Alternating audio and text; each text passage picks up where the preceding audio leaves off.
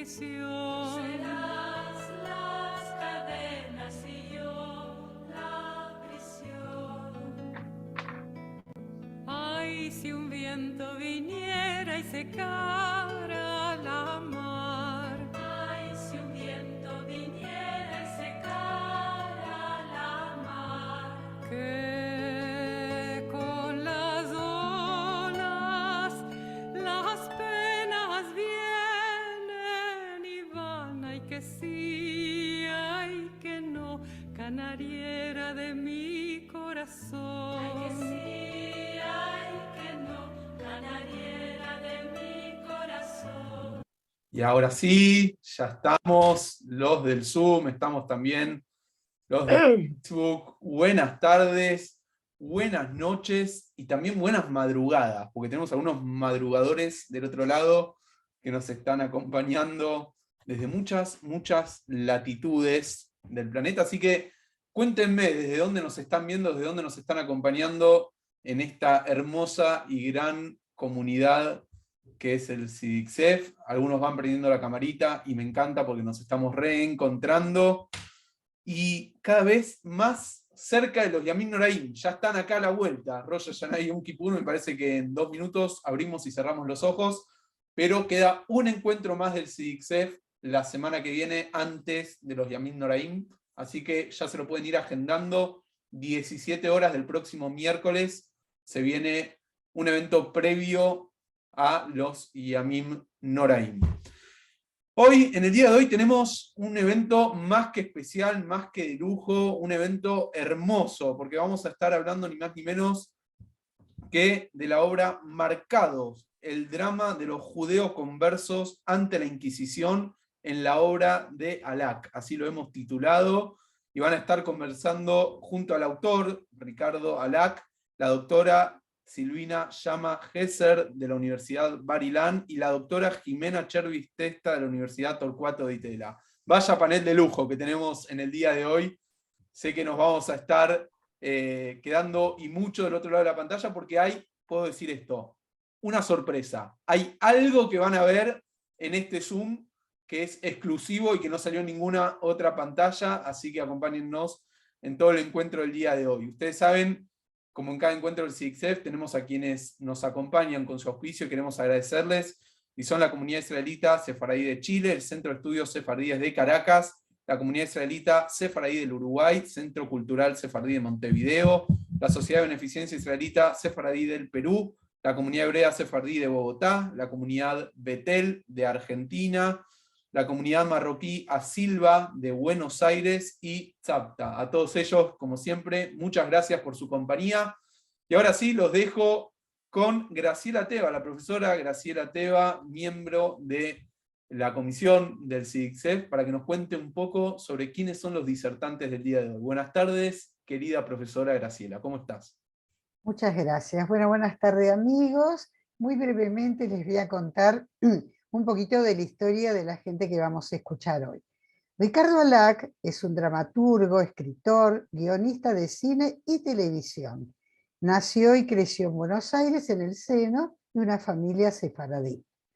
Entre sus numerosas obras se encuentran Soledad para cuatro, Estela de madrugada, Tentempié 1, Tentempié 2, Segundo tiempo, Ruido de rotas cadenas, 1000 años y un día, La lista y Marcados de por vida. Se desempeñó como director nacional de teatro, como director del Teatro Nacional Cervantes, director del Centro Cultural Chagall, dependiente de la AMIA, y como vicepresidente de Argentores. Es un dramaturgo comprometido con la docencia, dictó en Argentores cursos para formación de autores de teatro.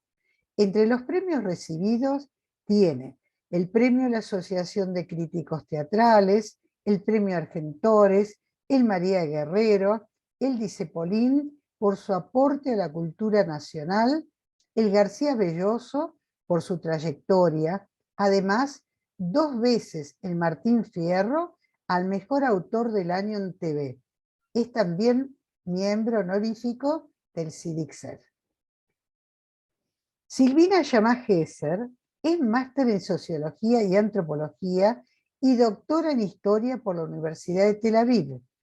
Sus investigaciones se centran en el análisis del vínculo entre estética y política y la construcción de las identidades nacionales. Se especializa en la historia cultural de España con especial énfasis en la primera parte del siglo XX. Actualmente se desempeña en la Universidad Bar-Ilan de Israel. Jimena Chervis Testa es profesora de Historia por la UBA y doctora en Historia por la Universidad Torquato di Tella. Sus investigaciones se centran en los vínculos entre política y religión en Hispanoamérica durante el siglo XIX y especialmente en los debates a propósito de la abolición de la Inquisición española a ambos lados del Atlántico. Amigos, sin perder más tiempo, vamos al tema de hoy, que es muy interesante y novedoso para todos. Así que paso la voz para Jimena. Jimena, adelante. Bueno, hola, un gusto poder compartir el panel con Ricardo y con Silvina y con todos ustedes que están del otro lado. Voy a compartir un PowerPoint que nos va a estar acompañando en la presentación, así que ahí lo compartimos.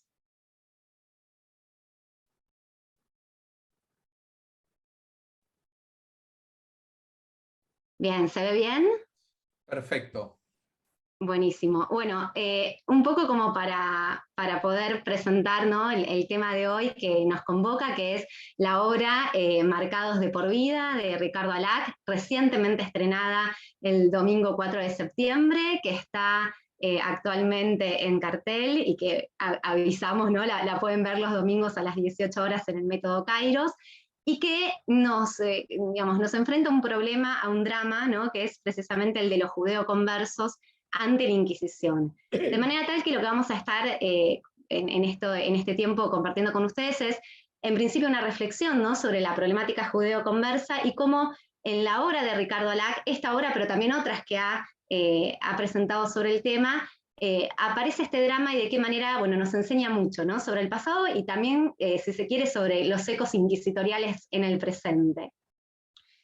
Como para poder pensar un poco la problemática, ¿no?, que enfrenta la obra respecto de la cuestión judeo-conversa y la España inquisitorial, uno podría hacer un viaje a través del tiempo, ¿no?, y pensar de qué manera España se transformó, ¿no?, el reino de Castilla y Aragón, en una España católica donde solo se podía profesar la fe de los reyes, ¿no? Y en ese sentido, uno podría decir que hubo un momento en el que habían distintas Españas, ¿no?, posibles, en donde hubo una convivencia entre judíos, musulmanes y cristianos, pero de qué manera esa posibilidad de coexistencia se encontró amenazada frente a, diríamos, ¿no?, el problema cada vez más amenazante de los motines antijudíos. Si uno quisiera tomar en ese sentido uno de los motines que fue el más trágico, nos remontaríamos al motín de Sevilla en el año 1391, y es en ese contexto de los motines antijudíos cuando surge la figura del converso. Y uno podría decir que surge esa figura ante una falsa elección entre el martirio de la muerte, de morir en la fe propia, o la vida en una religión que no es la propia. En ese sentido, como plantea el estudioso Nathan Machtel, aparece la problemática conversa y junto con ella la fe del recuerdo, ¿no?, el dejar la propia religión y vivir en aquel recuerdo y también atrapado, ¿no?, en un presente, diríamos, que cada vez se hace menos sencillo en el cual sobrevivir. En ese sentido, la problemática entonces se acrecienta aún más cuando ya hacia el siglo XV no solo están los motines antijudíos, sino ya motines anticonversos, que van a empezar a cuestionar la fe sincera, ¿no?, de estos conversos que se ven obligados a abrazar la fe cristiana. Y de nuevo acá encontramos un episodio particular en Toledo, en el año 1449, donde a raíz de un motín anticonverso surgen los estatutos de limpieza de sangre. Como varios de ustedes ya saben, los estatutos de limpieza de sangre excluyen a aquellos cristianos nuevos, descendientes del linaje judío, de ocupar cargos de prestigio en la monarquía. Y en este escenario, donde ya tenemos la cuestión conversa, la cuestión anticonversa de esta idea de la sangre sucia, ¿no? que aparece digamos, en la sociedad como insulto frente a aquellos que renunciando a su fe para poder, digamos, abrazar la vida, sin embargo, no logran, digamos, vivir en paz, aparece el problema precisamente de la propaganda anticonversa, y junto con esta propaganda anticonversa, donde se empieza a plantear que aquellos que abrazan la fe cristiana lo hacen con el objetivo de medrar en la sociedad, de poder ascender socialmente, ya aparecen formulados los primeros intentos por instalar el Santo Oficio. Sabemos que la bula de Sixto IV que crea el Santo Oficio es del año 1478, pero ya antes hay varios pedidos a los papas porque precisamente se intenta instalar el Tribunal del Santo Oficio primero en el Reino de Castilla. Eso sucede en el año 1459 con Nicolás V, en el año 1462 con el Papa Pío II, pero en aquel entonces, como en la corte hay ciertos grupos proconversos, se logra frenar la instalación del tribunal, que como dijimos, finalmente se hace presente en el año 1478. Ahora, uno podría decir, bueno, si estamos, ¿no?, en este periodo en el que hay ciertas resistencias respecto a la instalación del Santo Oficio, ¿cómo es que finalmente logró, ¿no?, medrar la Inquisición en Castilla? En el Reino de Aragón, en principio, con un poco de mayor resistencia. Y efectivamente uno podría decir que aquí la cuestión es, digamos, la importancia de la difusión de la propaganda anticonversa. Una propaganda que aparece en múltiples, digamos, espacios y enunciada de múltiples maneras, ¿no? Si pensamos desde la cultura teologal, Fray Alonso de Espina, hacia el año 1460, ya publica Su fortaleza de la fe, un libro en donde plantea como solución al problema judío la expulsión, finalmente acaecida en el año 1492, y al problema converso la instalación de la Inquisición para vigilar la pureza de la fe de estos cristianos nuevos. También en los cancioneros populares, como el cancionero de Baena, hay decires que están precisamente afectando la imagen de los judeoconversos en esta España católica, y al mismo tiempo, curiosamente, también en el teatro, ¿no? Si hay una obra digamos, de teatro que también circuló en formato de coplas, que fue el pleito de los judíos contra el perro, digamos, de Alba, una historia que narra cómo un perro de Tormes de Alba podía distinguir a judíos y a cristianos únicamente a través de su olfato, y a los judíos los mordía y a los cristianos, digamos, los dejaba en paz, y que también a través de su olfato podía distinguir a aquellos conversos que habían abrazado la fe cristiana, pero que sin embargo su linaje, esa sangre sucia, ¿no?, como se planteaba, los inclinaba a cometer la herejía de judaizar, de mantener en secreto sus digamos, creencias, ¿no?, sus rituales religiosos. Por eso no es casual, digamos, que un refrán sefaradí de la época planteara, leo textual, más vale caer en un río furiente que en la boca de la gente. En este escenario, entonces, la Inquisición española termina, ¿no?, por instalarse, decimos, en 1478, finalmente se logran vencer las resistencias del Reino de Castilla, de aquellos grupos proconversos, y también finalmente se va a ir expandiendo en el Reino de Aragón, bajo el reinado, sabemos, de los reyes católicos. Ahora, la Inquisición española podríamos decir que tiene una característica. Sabemos que el inquisidor es un delegado papal, pero la Inquisición, en el caso de la moderna Inquisición en España, es también una institución atravesada fuertemente por la monarquía en lo que a nombramientos y renta respecta. El inquisidor general es nombrado por los reyes católicos, y uno podría decir que el objetivo de la Inquisición es a la vez religioso y político, ¿no? Es crear, digamos, obediencia entre unos fieles que debían comportarse como súbditos.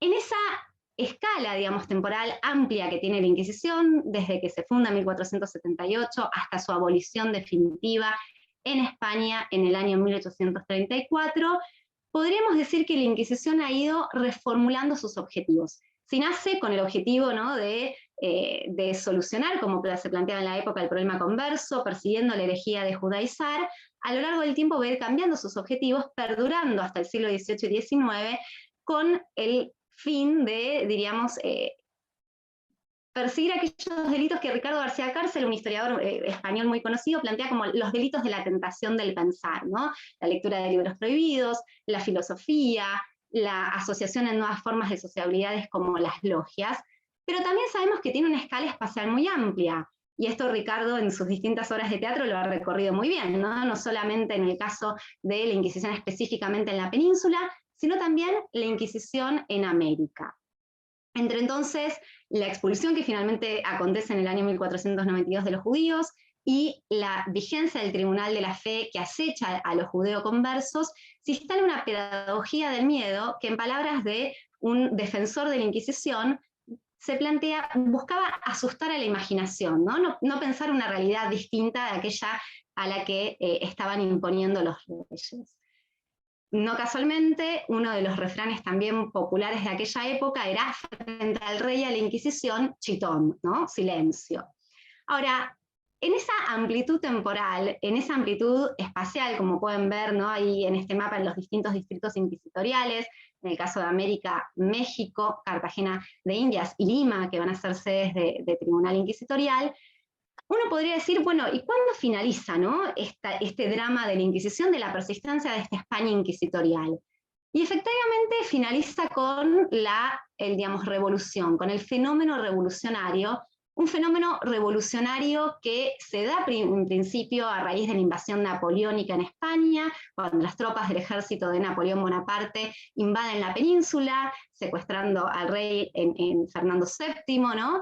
Y en ese contexto ya Napoleón decide suprimir el Tribunal de la Inquisición porque lo considera un atentatorio, digamos, una institución que minimiza el poder que Napoleón quiere construir en España.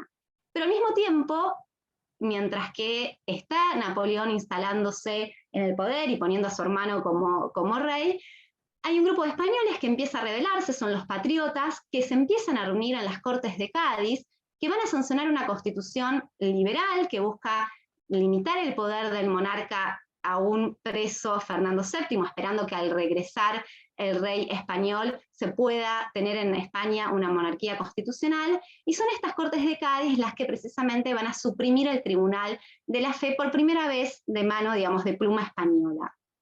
Ahora, aquí en nuestro lado, ¿no?, en el Río de la Plata, donde nosotros hoy en día estamos, la abolición de la Inquisición la va a realizar la Asamblea del año 13, la asamblea que precisamente se propone en el Río de la Plata como objetivo declarar una independencia que finalmente sabemos que va a tardar años en llegar, ¿no?, al menos unos 3 años más en llegar, pero que precisamente suprime la jurisdicción del Tribunal de Lima aquí en el Río de la Plata.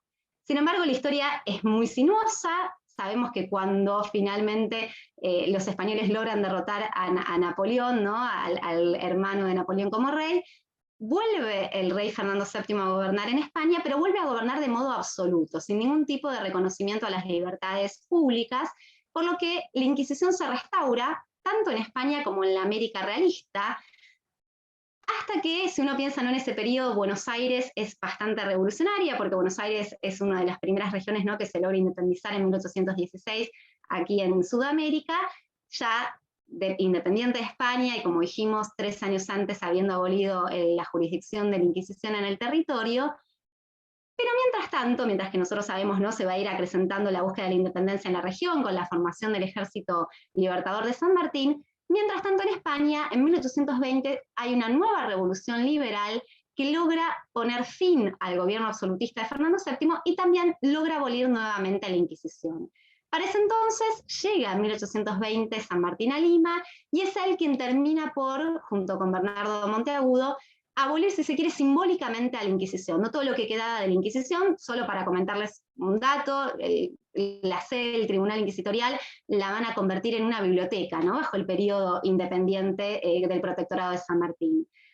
Sin embargo, España va a seguir teniendo la Inquisición por un tiempo más, porque ese gobierno liberal, al poco tiempo, digamos, de nacer, ya muere en 1823, por lo que España termina por abolir la Inquisición en el año 1834 de manera definitiva.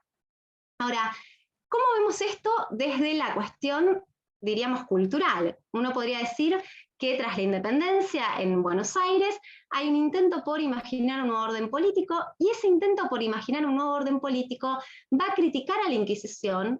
Hay una crítica revolucionaria muy fuerte de la Inquisición, y especialmente en el teatro. En el teatro, donde se espera que, digamos, el teatro sea una suerte de espejo de la virtud y del vicio, y que sirva para educar digamos, moralmente a los ciudadanos. En ese sentido, Buenos Aires empieza precisamente a dar a conocer obras de teatro que son críticas de la Inquisición, solo por mencionar la primera de ellas ya en 1815, nada más ni nada menos que para un nuevo aniversario del 25 de mayo, se representa una obra titulada El triunfo de la naturaleza, una obra que es crítica del fanatismo y que va a despertar cierto resquemor en la jerarquía eclesiástica, porque no nos olvidemos, digamos, independientes y todo, digamos, se busca mantener, ¿no?, ciertos sectores la unanimidad católica de nuestra región. Y es en ese contexto que Fray Isidoro Celestino Guerra va a levantar su voz contra la actividad del teatro, planteando que el teatro no es sino una escuela del demonio, ¿no?, tratando de evitar que en el teatro circularan ideas críticas capaces de cuestionar esa unanimidad religiosa que se había legado, ¿no?, heredado de España. Y no casualmente, cuando se logra la independencia en 1816, apenas un año después se crea la Sociedad del Buen Gusto del Teatro en Buenos Aires, a instancias del director supremo Juan Martín de Pueyrredón, bajo la idea de que el teatro es un instrumento de gobierno, es un instrumento capaz, digamos, de cambiar la opinión pública, y se estrena la obra en el marco de esta Sociedad del Buen Gusto del Teatro, titulada Cornelia Barroquia. Una obra de un dramaturgo español, Luis Gutiérrez, condenada por la Inquisición española esta obra, que tiene como protagonista precisamente una mujer que sufre el abuso de un inquisidor. Y desde la prensa porteña se va a alabar, se va a elogiar esta obra y se va a plantear precisamente que el gran enemigo de la libertad es el espíritu inquisitorio. Es decir, el teatro en la Buenos Aires independiente nace criticando esa herencia inquisitorial e inclusive presentando una obra, la obra titulada El Judío, de Richard Cumberbatch, una obra inglesa que se traduce al castellano, en la cual el judío no es representado, digamos, como un personaje vil, sino todo lo contrario, como el héroe de la trama, con el objetivo de cuestionar el retrato, digamos, de los judíos con el que las naciones de Europa lo habían embellecido, y tratar de que entre los diferentes cultos se vean como hermanos. Digamos, hice este viaje, ¿no?, a través del tiempo para entender también cómo esta cuestión de la crítica de la Inquisición, esta herencia española, aparece en nuestra Buenos Aires revolucionaria, y también lo interesante, ¿no?, de que este tema que quedó más, si se quiere, invisibilizado, que han pasado los años, ha salido, ¿no?, a la luz en las obras de Ricardo Alac. Uno podría decir que además de Marcados, la obra de la cual hoy vamos a hablar específicamente, hay otras dos obras más, ¿no?, que forman lo que hace a su trilogía judeo-española. Son 3 obras independientes, pero que efectivamente tratan un tema en común, que es el de la intolerancia religiosa, ¿no? No sé si, Ricardo, si nos querés comentar un poco de estas obras, que además tratan momentos muy específicos, ¿no?, de estos recorridos. Bueno, te agradezco mucho esta introducción, donde yo también aprendí muchas cosas escuchándote. Agradezco al CIDICEF esta oportunidad que me dan de hablar de Marcados, de mi última obra de esta trilogía, y además agradezco la presencia de muchos de ustedes en las 2 primeras funciones que se han dado de Marcados en el Teatro Cairós. Mientras hablabas, Jimena, recordé que San Martín, uno de los primeros actos que hizo cuando llegó a Lima, en esa cruzada libertadora, fue ir a la Inquisición y quemar todo el archivo que tenía de personas. Tal es así que la clase alta de Lima lo acusó de judaizante. Él no se arrepintió de lo que hizo en ningún momento. Al contrario, es interesante que fue uno de los primeros hechos que hizo apenas llegó a Lima. Bueno, estas son 3 obras que evidentemente las une un tema. También están unidas a mi otra producción teatral. Yo tengo más de unas 25 obras estrenadas. Creo que la labor del dramaturgo es mostrar lo que está oculto, lo que está tergiversado y dar por lo menos una opinión. Lo que es fantástico es que lo que más me ha llamado la atención que de estas 3 obras y de la temática de estas 3 obras es que en España se ignoran totalmente. Para España no tienen esta historia, bueno, para España tampoco tiene importancia lo que, según algunos, son 60 millones de muertos por la conquista de América. Así que no es extraño que el martirio de los judíos esté ignorado en este momento.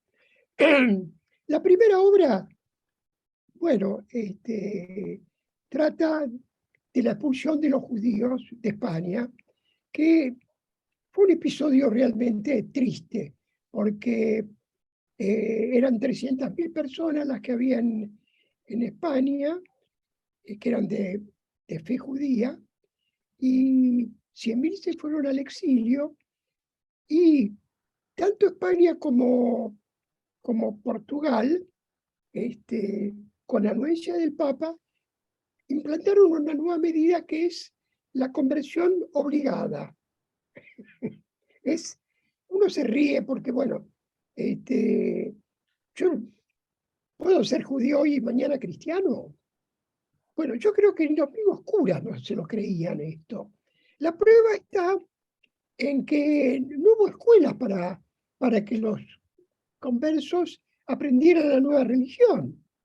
Es más, algunos de ellos hicieron el esfuerzo y fueron a misa, fueron a la iglesia, se confesaron, pero los curas se irritaron rápidamente porque es inevitable, tenían un pasado de otra religión, de otras costumbres, y hacían preguntas que eran molestas para los sacerdotes y la jerarquía eclesiástica cristiana.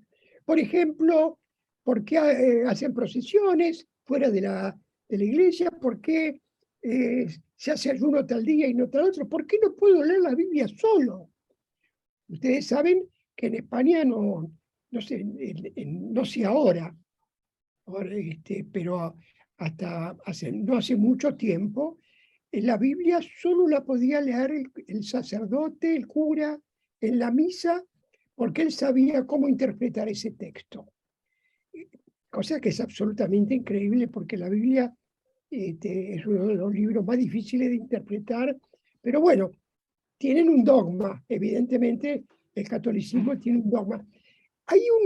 Cuando yo fui director del Teatro Cervantes, hubo un congreso respecto a estos temas, yo no lo recuerdo muy bien el nombre, ya pasaron unos cuantos años, y tengo algunos grabados, algunas cosas que algún día tendría que volver a leer, pero un gran catedrático español católico que estudió a la Inquisición y a esa época, me acuerdo que en un momento dijo algo que yo nunca lo sé porque me parece realmente increíble. Dijo él, de tanto sospechar de la Inquisición, revisaba las casas y cuando había libros en una casa, ya era sospechosa la persona. Entonces, él saca la siguiente conclusión, por lo cual, para la Iglesia y para España, el buen católico era el analfabeto.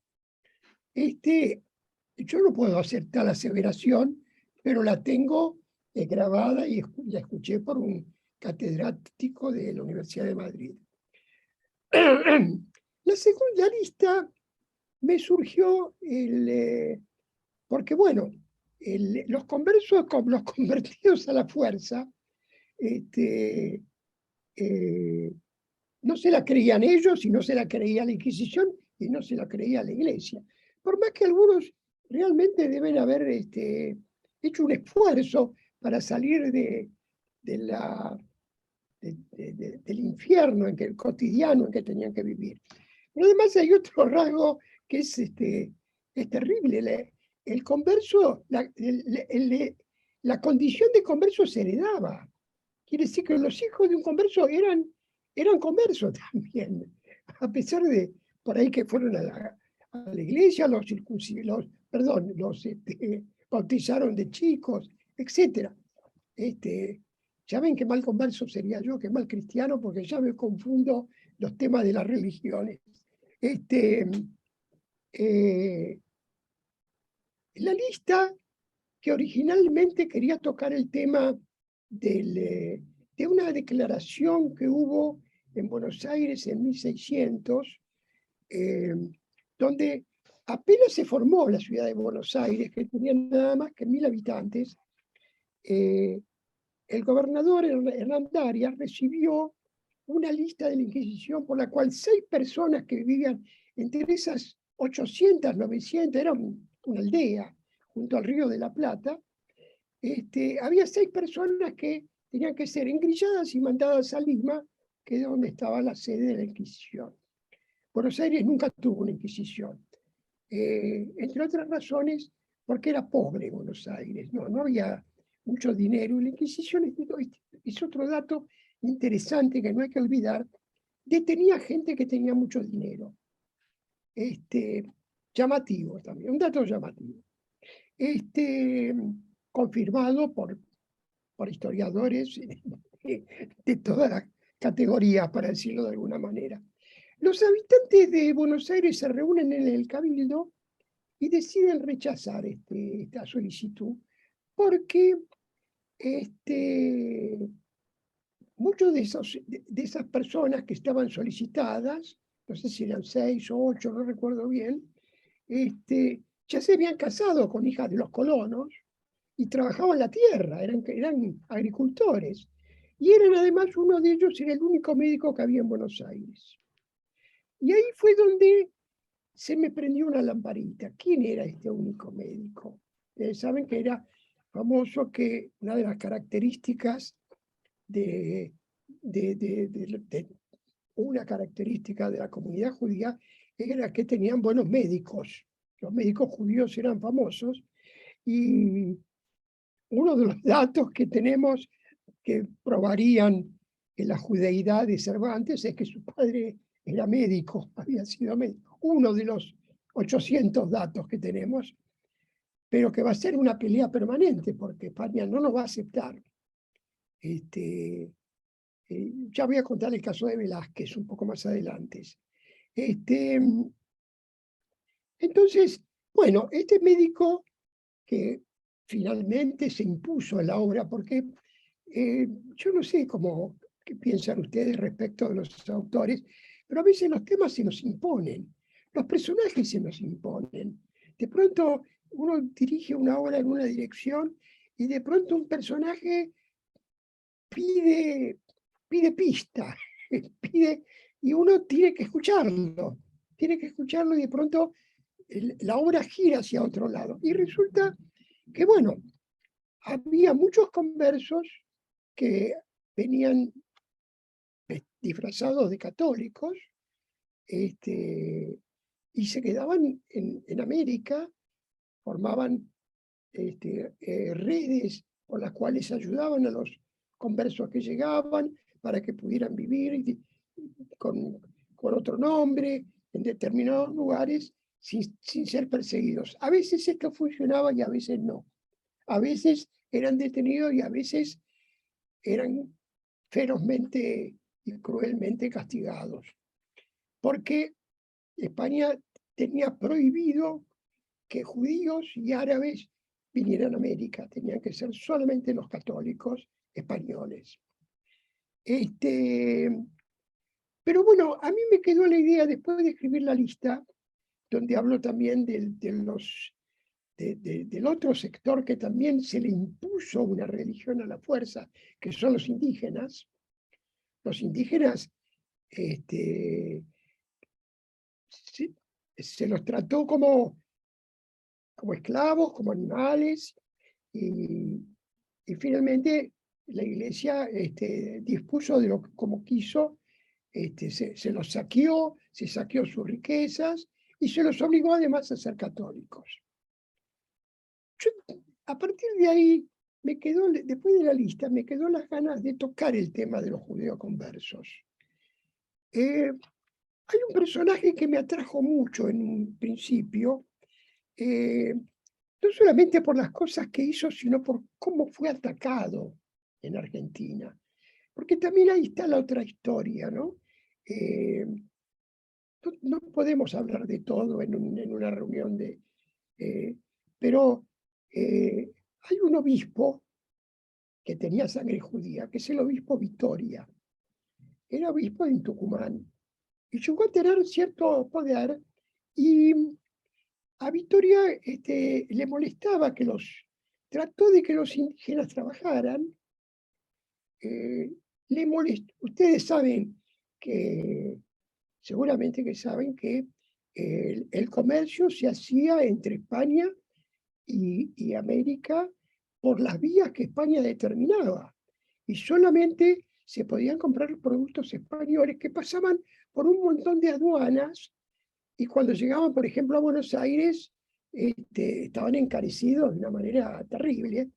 Es por eso que el contrabando siempre fue un elemento muy importante. Incluso Vitoria decidió en un momento que era mejor para Tucumán comprar productos en Brasil que venían de Portugal, porque estaban menos gravados que los que venían por la mafia que manejaba el comercio español en América.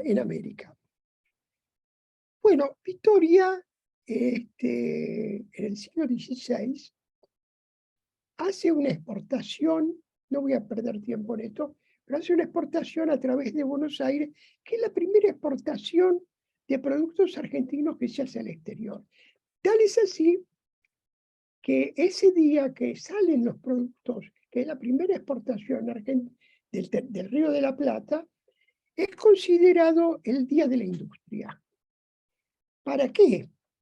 Hay un montón de gente que salió a protestar, que en realidad él no exportaba esos productos para beneficiar a la gente, sino para hacer negocios. Él aparecen libros donde se habla se dice así, los judíos y el comercio en el Río de la Plata. Directamente hay libros que se llaman así. Yo decidí que era una historia es una historia para como se dice, para una serie de HBO o de Hollywood, porque la vida de Victoria, aparte, por todos los datos que hay, es complejísima. Por lo cual, seguí investigando y apareció en mis manos un documento actual bastante objetivo, por lo menos por los datos que daba, que es la historia de un dramaturgo en el siglo de oro español. No tenemos tiempo para que yo cuente cómo vivían los autores. Es decir, es llamativo que todos los autores se asociaban a una entidad religiosa para que los protegiera, por miedo a que fueran castigados por las cosas que decían. Acá están mis tres queridos personajes. El primero es justamente Diamante, que es el dramaturgo al que me refiero, que fue un autor de la segunda mitad del siglo de oro. El siglo de oro español, como debería ser porque es España, cubre 150 años, no un siglo. Entonces, él es un autor de la segunda mitad. La primera mitad es donde había los corrales, asistía mucha gente. Sanchís Sinisterra, un dramaturgo actual muy importante, una vez tomando un café conmigo, me hizo una lista de los autores de teatro que dieron origen al teatro español, y curiosamente él me dijo, o son conversos o son judíos. O sea que se les debe a los judíos y a los conversos el nacimiento del teatro en España. Pero yo tiro temas para que alguien los investigue si quiere. Pero bueno, Diamante, representado acá por el excelente actor José Escobar, por mucho tiempo no supimos nada de él, porque claro, era converso. Sabemos de Calderón, de Lope de Vega, Pero bueno, ¿qué vamos a hacer? Y al lado tengo al director y actor, Lizardo Lafis, que hace un representante de la Inquisición. En el medio está una muchacha, que no voy a hablar mucho de ella porque es una de las es protagonista de la historia, y quiero que la vean porque tiene mucho que ver en la historia y es muy hermosa ella y la historia que cuenta, que es la historia de su vida.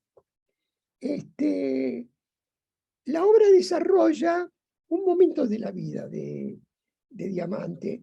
Diamante ha hecho un esfuerzo muy grande por ser católico.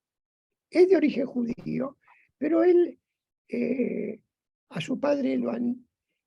es decir, los documentos que quedan de la vida de él nos cuentan que al padre de Diamante lo detenían cada tanto y lo golpeaban, lo torturaban para que confesara cosas, y después lo dejaban en libertad.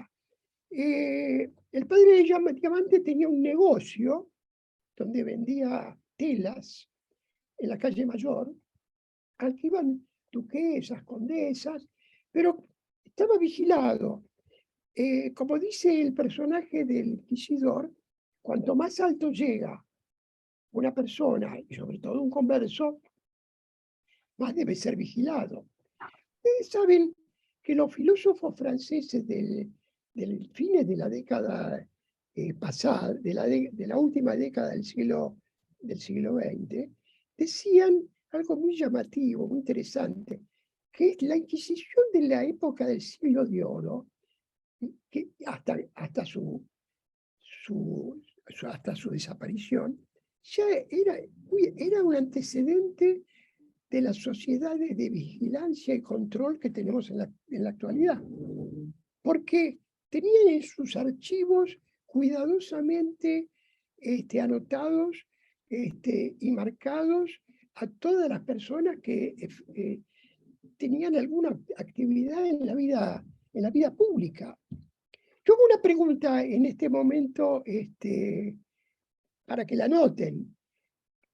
El Renacimiento en Italia, en España, tenemos grandes pintores. Ahora, ¿no les llama la atención que casi todos pintan 3 cuadros todo el tiempo? Jesús en la cruz, el descenso de la cruz, María con el bebé. ¿A qué se debe eso? Bueno, nadie dice que hay censura, ese es un tema, parecería que todos estaban encantados de hacer esos cuadros, pero hay, por ejemplo, se conservan documentos, hay un gran pintor en la época que conoce Diamante, porque Diamante puede finalmente estrenar en el Palacio. En ese momento, toda la actividad de los corrales se había ido deslizando hacia el Palacio, que era donde se realizaban unos fastuosos festivales, y él escribía comedias musicales. Y ahí conoció al que organizaba esos festivales, por pedido del rey, que era nada menos que Velázquez, el gran pintor Velázquez. La última vez que estuve en Madrid, por supuesto, cada vez que voy a Madrid voy al Museo del Prado, me compré un libro gasté unos buenos pesos con las reproducciones excelentes de Velázquez, y leyendo el prólogo me entero, dice, Velázquez tuvo un padre judío, que fue su primer maestro. Exactamente esas palabras, dice. ¿Qué quiere decir tuvo un padre judío? No explican nada. Y yo me hablé con varias personas españolas de la cultura, ¿no? Que tuve la oportunidad de encontrar. ¿Me pueden explicar por qué ponen tuvo un padre judío? ¿Qué quiere decir? Es decir, hay como una gran negación en España. Parecería que lo que no es católico de 5 generaciones no es español. Yo ahora me pregunto, antes de ayer, jugando la Copa Davis, por Argentina, jugaron Argentina y Suecia. Por Argentina jugó un judío, un pibe judío que se llama Schwarman. Y por Suecia jugaron 2 jugadores que vienen de origen africano, pues son negros los 2. Bueno, los dos jugadores de color son suecos y el que representaba a la Argentina es judío. ¿Qué tiene que ver? Hay otra concepción del ciudadano, pero parecería que están emperrados en que tiene que ser de otra manera. Bueno, lo que me dijeron la última vez fue, lo quiero repetir. No importa si tenía un padre judío o no tenía, lo importante es que nos quedan sus cuadros. No, no es importante que nos queden sus cuadros. También queremos saber el origen de todo eso. Y parecería que eso no se puede, no quieren que se hable de esas cosas. Eso es lo que más me mortifica, para decirlo de alguna manera. Bueno. ¿Te parece, Ricardo, si compartimos la sorpresa? Dale. Sí. Ahí dejo entonces de compartir el PowerPoint y le agradecemos a Ricardo que vamos a poder ver un fragmento de la escena de teatro. Ahí. Trance de morir atravesado. Fermín Sánchez está recorriendo la cuadra. ¡Un momento! No tengo dinero para darte. Yo te preparé algo para él. ¿Qué? Aquí. ¿De dónde sacaste ese dinero? Mi madre, que viene siempre los sábados. Porque quieres saber si cocinaste y no cocinaste. Ahora voy a abrir. ¿Qué? No. No quiero que te sueltes el cabello ni que le muestres los pechos, María. Vine por ti también. Entonces, por favor, háblale de mi padre.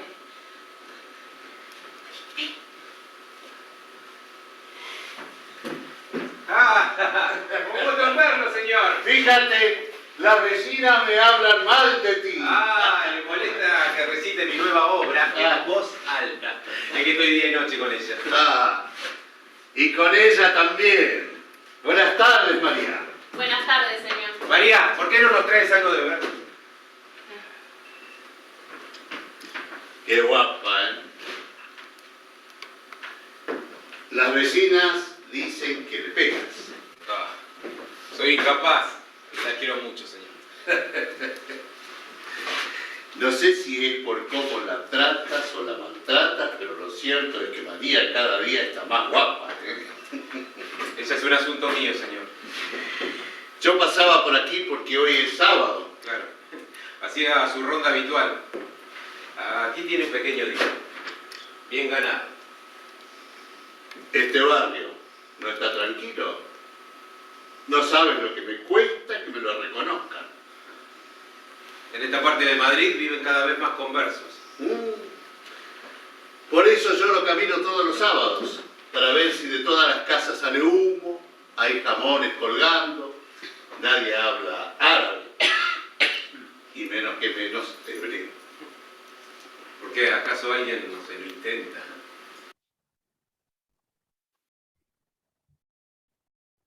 Bien, bueno, ahí se pudo ver, ¿no? Un fragmento de la escena, vamos a dejar acá, así dejamos en suspenso. Pero bueno, ahora vuelvo a compartir el PowerPoint porque la idea es que podamos un poco reflexionar sobre esta obra y también Silvina, específicamente, que tiene para comentarnos un poco de qué manera cobra protagonismo la mujer, ¿no? En la trilogía de Alac, en las obras en las que ha estado escribiendo. Bueno, muy buenas noches para mí, buenas tardes para el resto de los participantes. Por supuesto, un placer compartir con ustedes este encuentro. Y tal vez unas breves palabras antes de empezar a hablar, que de todas maneras prometo va a ser muy breve, de la figura femenina en la trilogía de Ricardo Alac. Yo creo que tal vez completaría un poquitito lo que Ricardo comentó y con el excelente encuadro histórico, Jimena, que presentaste, porque en realidad Ricardo se pone en la piel de personajes que activan, que funcionan en tres momentos totalmente diferentes de la historia española, a pesar de que sí el tema en común es la intolerancia religiosa. En el caso de Mil años un día, que lo vemos aquí, en el cual la escena o esta escena transcurre con la expulsión. La situación de los judíos va a ser muy específica en el sentido de que Isaac, el protagonista principal y el que es el que ejerce de líder comunitario, se siente totalmente atraído y de alguna manera enceguecido por la España de la cultura, por la España de la corte, por la España de los placeres, que la representa en este caso la figura de Isabel la Católica. Entonces, en este caso, Ricardo juega exquisitamente con la figura femenina a través de, o la materializa a través de la relación de atracción que tiene este judío Isaac, que ciertamente no podría ser de otra forma, es el médico de la reina, y encontramos aquí una relación de amor, de atracción, y la reina es como la sinécdoque, si quieren, la sinécdoque, perdón, de lo que representa España, esta España que atrae a los judíos, por los cuales los judíos cultos se sienten seducidos, pero que a su vez va a ser la misma España que los va a expulsar. Y este es un momento que Ricardo trabaja excelentemente en Mil años y un día, y vuelvo a decir el contexto 1492. Por supuesto que no solo la figura femenina es la reina.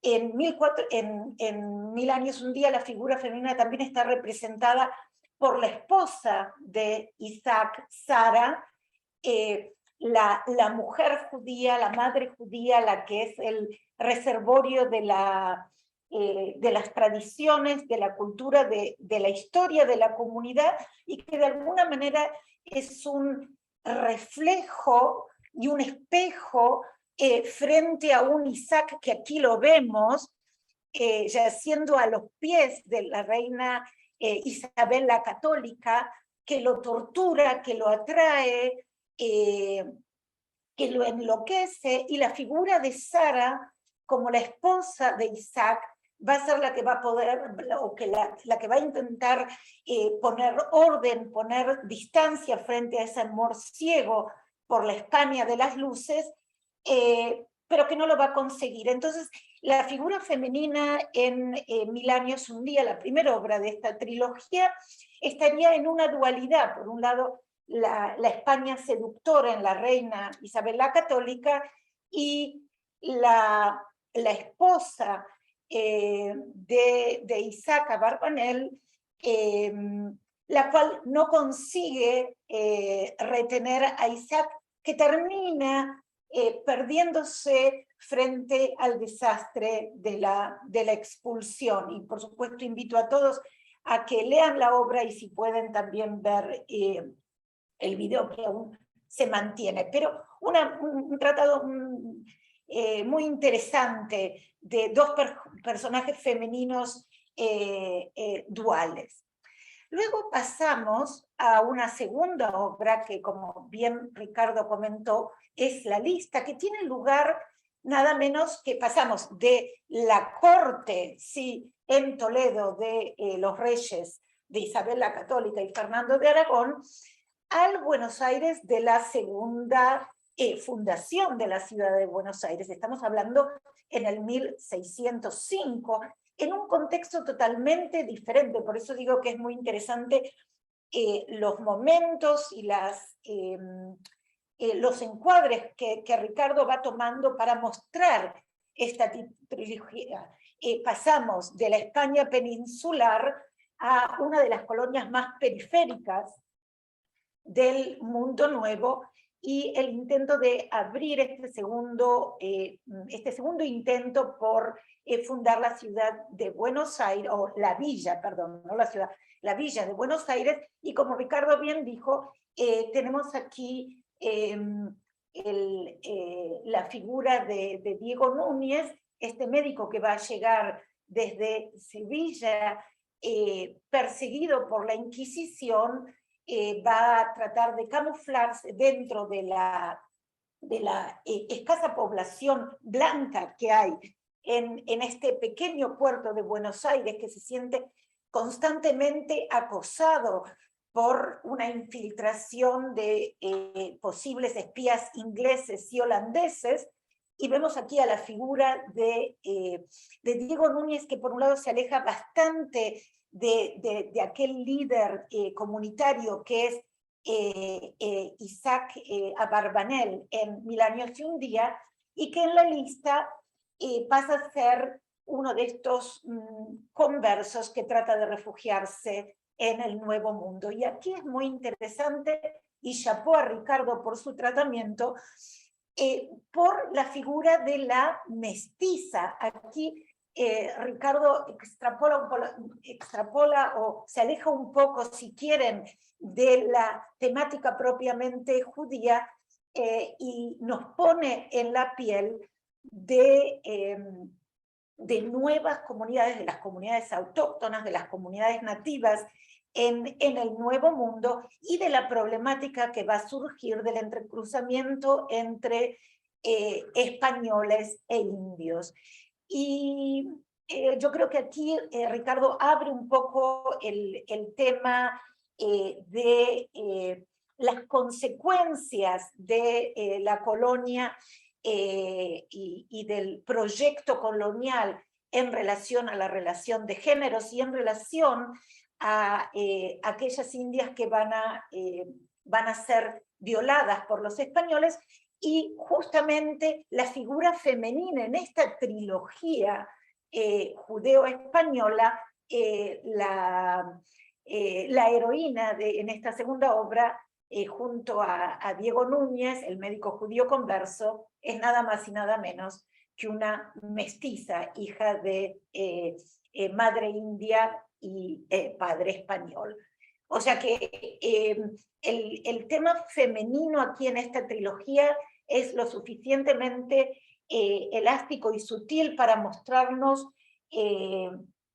complejidades que van más allá de la problemática de la mujer judía, hebrea o conversa. Y inmediatamente después ya pasamos a esta tercera obra, que es la que está en este momento en función, que es Marcados de por vida. Y aquí Ricardo nos vuelve a traer, ¿sí? Nos dejamos el Nuevo Mundo y nos vuelve a traer a la España del siglo de oro, como Ricardo ya comentó, la España del 1650, donde recién se está inaugurando Madrid como capital, el barroco español, los grandes escritores teatrales, Tirso de Molina, Lope de Vega, Calderón de la Barca, y Ricardo en este caso pone el énfasis en este dramaturgo que diríamos es de segundo orden, ¿sí? Juan Bautista Diamante, que no pertenece al grupo de élite de los escritores y dramaturgas del siglo de oro español, pero que es lo suficientemente capaz, como Ricardo bien dijo, para infiltrarse y ser parte del entramado teatral en la corte de Felipe IV. Y aquí, junto a Diamante, que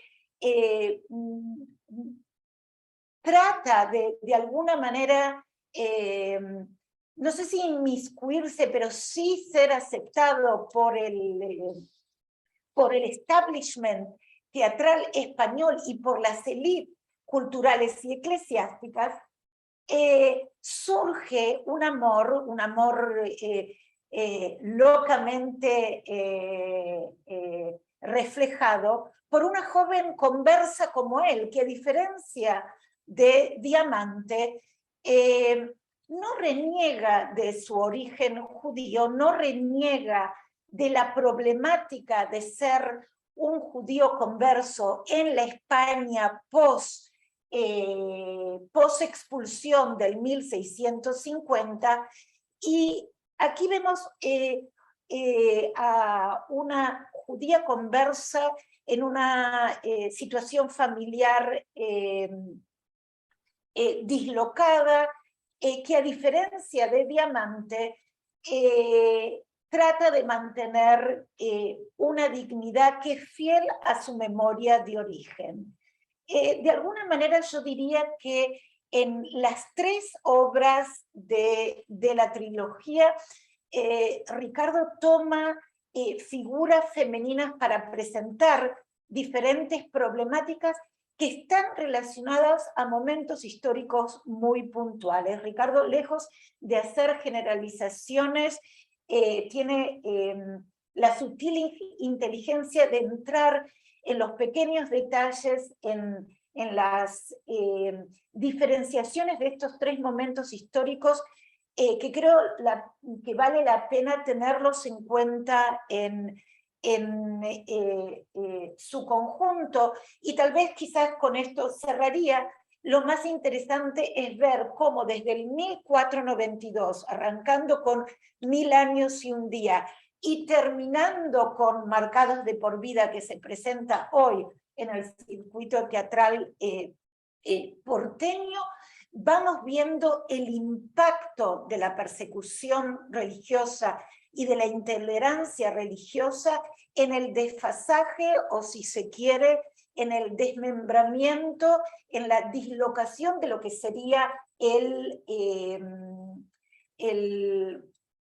conjunto comunitario y también el marco familiar. De alguna manera vemos como una familia que se inicia con, muy bien enmarcada, como es la familia de Isaac Abarbanel antes de la expulsión, se va desintegrando a partir de este exilio que muchos de los judíos expulsados de España toman en el Nuevo Mundo, y eso lo vemos en la lista, porque Diego Núñez, el médico, tiene una madre que deja en la península, un padre incierto y un futuro que no refleja la reproducción comunitaria, porque Diego Núñez es un perseguido que se va a escapar del puerto de Buenos Aires a otros lares, pero sin ninguna posibilidad de instalarse o recomenzar una nueva vida, y finalmente terminamos con Marcados en el año 1650, en donde Ricardo nos muestra dos vidas de dos figuras bastante aisladas, Diamante, Juan Bautista Diamante por un lado, y María, la judía conversa, en el cual ambos se preguntan cómo funcionar, cómo actuar, cómo vivir en una sociedad xenófoba, racista, en las cuales no pueden ser ni judíos ni cristianos, en una sociedad que como conversos no les da lugar. Y yo creo que esta problemática es una problemática importante, que la podemos ver hoy reflejada en distintos contextos, y que creo que vale la pena reflexionar sobre ello. Así que, Ricardo, mis felicitaciones por estas múltiples voces que presentás en tres obras que están relacionadas entre sí, pero que presentan tres escenarios totalmente diferentes y que dan tela para mucho. Y así, Ricardo, un poco invitarte a cerrar este evento. Acá compartimos que próximamente también va a salir publicado el guión con prólogo de Silvina, así que también invitarlos a ir al estreno, a la obra que ya se estrenó, pero que está todavía en funciones, y bueno, también leer la obra. Ricardo, para cerrar, no sé si querés comentar algo, una última reflexión. Mira, como pasa siempre, aprendí mucho en esta reunión, porque tanto Silvina como vos abarcaron aspectos de las obras que yo no conocía, que están, y ustedes las revelaron, y que las descubro ahora. Me impresiona esto de la desintegración de la familia, porque es evidente en 1000 años un día hay una familia al comienzo, que tiene un abuelo completa, una familia completa, y esa familia se va desintegrando por la realidad hostil en que tienen que vivir. Bueno, muchas gracias. Realmente espero que vengan los que no la han visto, que vengan a ver la obra, y agradezco mucho al CIDICSEF la oportunidad de transmitir a su gente mis impresiones y las de las personas que han estado conmigo hoy. Muchas gracias. Gracias, gracias Ricardo. Gracias a vos, Ricardo. Gracias. Gracias Silvina también. Jimena, miren del otro lado, ahí la cantidad de aplausos que tenemos. Hay algunas personas que me están diciendo que están acá en Buenos Aires y que les gustaría ir a ver. Así que antes de terminar, Ricardo, si tenés ganas nuevamente de mencionar cuál es el teatro, cuál es el día y cuál es la hora a la que se puede ir a ver la obra, va a ser un placer. La obra vale la pena que la vean, Ilan, porque es una muy buena puesta en escena. Es un director que trabaja conmigo de hace muchos años. Tanto Graciela como Silvina, como Jimena, que la vieron, pueden testimoniar que es cierto. Son tres actores realmente sí. excepcionales. Vale. Y va los domingos a las 6 de la tarde en el Teatro Cairós, que por esas cosas de la vida está en la calle El Salvador. El Salvador, casi esquina Scalabrini Ortiz, en pleno Palermo Sojo. Así que los espero el próximo domingo o los siguientes. Muy bien, entonces, próximo domingo con la obra de Ricardo y el miércoles que viene, 17 horas, nos encontramos nuevamente acá en las pantallas del CIDICSEF, que vamos a estar con el doctor Yossi Goldenstein de la Universidad Hebrea de Jerusalén, donde vamos a estar hablando sobre los judíos y la vida comunitaria en América Latina en nuestro presente. Último encuentro del año, 5782, preparándonos para el 5783. Así que será hasta la próxima. Buena semana. Gracias, Ricardo. Muchas, muchas gracias. Silvina, desde Israel, que son las 2 de la mañana. Gracias también por tu aporte. Jimena Cherdistesta, muchas gracias nuevamente. Ha sido un placer. Nos estamos viendo. Buena semana. Buena semana. Hasta luego y Nos muchas vemos. gracias. Hasta luego.